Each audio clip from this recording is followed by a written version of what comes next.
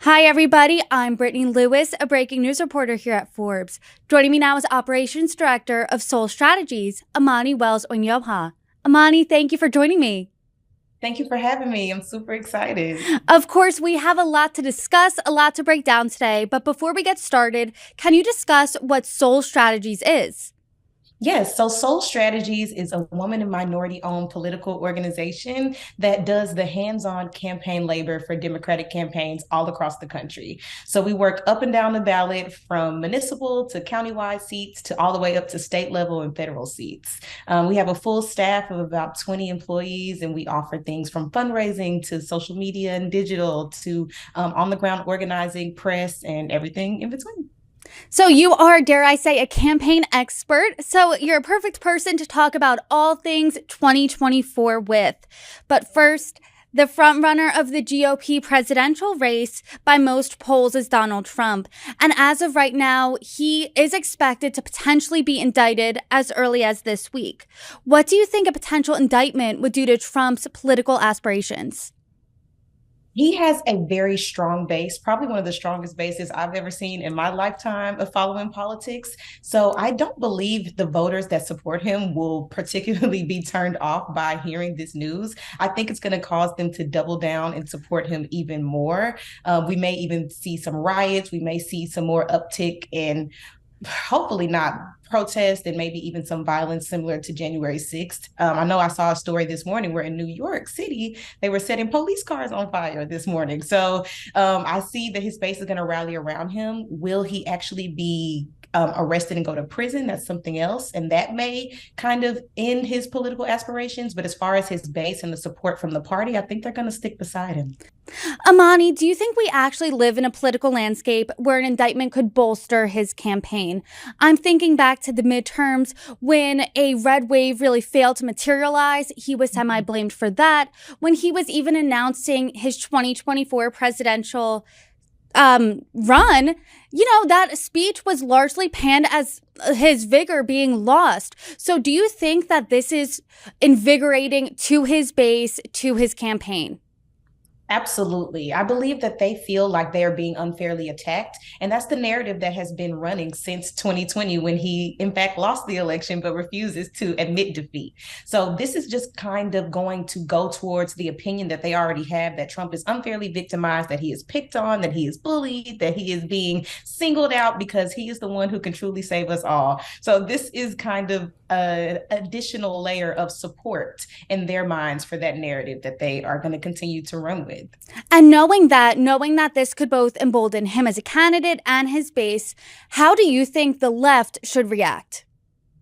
I think the left should they can use this to their advantage, and I think that they will. I think they need to point out just how unfit he is for office, how he's already been removed from office because of his loss, but how he was also impeached, how he was corrupt. And they need to continue to point these things out and show that this does not make a leader. This should not be what reflects the leader of the nation. And they should kind of use that to their advantage and just show the differences between what a president like Biden is compared to what a president like Trump could be, especially if he is convicted as a criminal. We can't have a criminal leading the United States. It's not right. Amani, you've covered or you've worked on a lot of Democratic campaigns. Let's say you were helping a campaign out right now. I know we are a bit away from 2024, but would you tell that campaign, hey, double down on focusing on Donald Trump, or pivot or denounce him and kind of pivot to more kitchen table issues that matter to voters? I would tell them to absolutely focus on the issue. Speak your piece on the Trump situation if you're asked about it, but I would not advise anybody to make it the cornerstone of their campaign. That is probably one of the biggest criticisms that a lot of Democrats running across the country get, is because it's easy to deflect away from the issues and focus on the boogeyman on the other side. I think voters, especially Democratic voters, are very hungry for materialized change and materialized differences in their lives.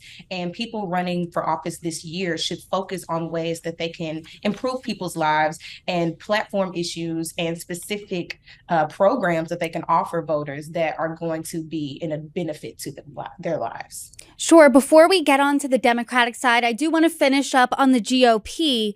As of our conversation right now, 3 contenders have announced, including Donald Trump. Based on your experience, what's the sweet spot for people to announce that they are going into the race? I think for a presidential race, you need to give yourself at least 2 years to really campaign, fundraise, do a good, strong field strategy, and really get your message out there. So the timing is about right, I would say. Got it. And now moving on to the Democratic side, as of our conversation right now, it has been strongly hinted that Joe Biden will be running, but he has not officially announced. Do you think it would benefit him to officially announce that he is running for re-election? I think there's no time like the present, and I'm not really understanding why not go ahead and announce it so you can start campaigning. I think there's been a couple of soft launches. He's doing more tweets. Have been more press. There was an event at the White House that I saw on social media the other day. So clearly they're warming up to something. So I would say an announcement is imminent, but I think we should go ahead and get that going.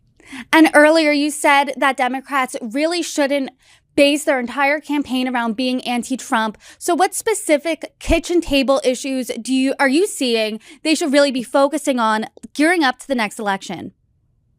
Public education is a huge issue. We're seeing a lot of different legislation on schools coming out of states like Florida and Texas and some of these other really red states. So coming up with a counter proposal to some of those things or ways to protect schools and their funding would be a really good idea. Housing has been a huge issue all across the country, and homelessness has been on the rise due to the cost of living. So maybe some sort of proposals around that. And then we all know healthcare has been the ongoing issue for the past several years. So coming up with more strong solutions to expand Medicare, Medicaid, and give people more access to affordable health care.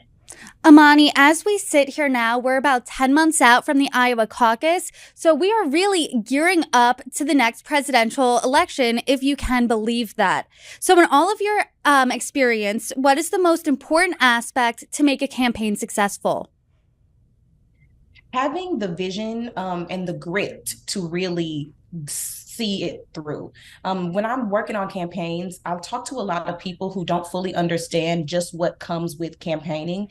Sometimes it's something that people want to do on the side, or it's something that the title is admirable to them, so they're pursuing it to have that name, but there's a lot more that goes into campaigning that a lot of people don't think about. So I think just having a strong plan and understanding that it's not going to be easy, and having a strong why that will hold you and see you through to election day is very important. Can we talk about that a little further? You're saying that there's a lot of surprises that come with campaigning. What exactly are those surprises? Give us a behind the scenes look. What might people not realize goes into campaigning? Campaigning requires a lot of time, and it is not something that you can do on the side. There's a lot of people who are working class people who aspire to run for office, and they still have a full-time job, and your campaign is going to become your second full-time job. You may work 9 to 5, and you may have to stay up from 5 to 12 a.m. to work on your campaign, to do your call time. Call time is something that a lot of people aren't familiar with, and they don't know that they have to do it, which is calling local voters and donors, and you might be calling them cold. You may know nothing about these people, and you have to initiate these conversations in the district, and that's something that a lot of people aren't aware of. So just being able to extend yourself and making yourself fully and completely available to the campaign at all times is going to be a big ask for a lot of people, but it is required because it is something that takes your full attention, and it is not an easy or oftentimes a fun journey. I want to talk about what makes a person a star in a race. And right now I'm thinking just in recent history on the Democratic side, I'm thinking the last election, Pete Buttigieg. He rose as a mayor of a small town in Indiana. Now he's in the Biden administration. I'm thinking about Beto O'Rourke. What makes these candidates stars from everyone else? There is a level of charisma that is required to run for office, and I don't think that part is talked about enough. You can have the vision, you can have the excellent plan, but you have to have a way with people that makes them want to invest in you and believe in you, especially when you're running for a big seat like a president's or a U.S. Senate seat. Those are some of the largest seats that you can run for in the country, and you're going to be representing hundreds of thousands of people in the presidential elections, millions of people once you're elected. So not only do you have to get somebody to buy into your vision, into your platform, into your plans, but you have to get them to buy into you as an individual and kind of build almost a cult-like following of big enough people to support you. And that is one thing that I know. I live in Texas, and I absolutely love Beto O'Rourke so much because he is a genuine person. He has something about him that shows that he genuinely cares and he's passionate about the issues, but he also knows Texas and he loves Texas, and he was able to create a platform that spoke to the voters, which is really important for people to be able to do. I have a segment called Eye on Iowa that my colleague Sarah Mueller, she is on the ground in Iowa, and she's talking to everyone about the Iowa caucuses as we're running up to them. And oftentimes we discuss, is that a candidate I could have a beer with? So that harkens back to your point of you need that charisma. Is that something that's teachable, or is that one of those traits you either have it or you don't? I absolutely think it's one of those things you either have or you don't have. You can do some media training, you can do some polishing, but the raw material has to be there. Got it. And what common pitfalls on campaigns do you see that people fall into that makes their campaign fail versus succeeding? A level of investment. Campaigns, one thing about them, they are expensive to run. And finding a team that you can trust, a team that is skilled, a team that perhaps might be unionized, those things are not cheap. And campaigns are not something that you should be cheap with. So that's one of the biggest things I see is people sometimes trying to cut corners and weigh or rely too heavily on the volunteers instead of finding competent campaign staff.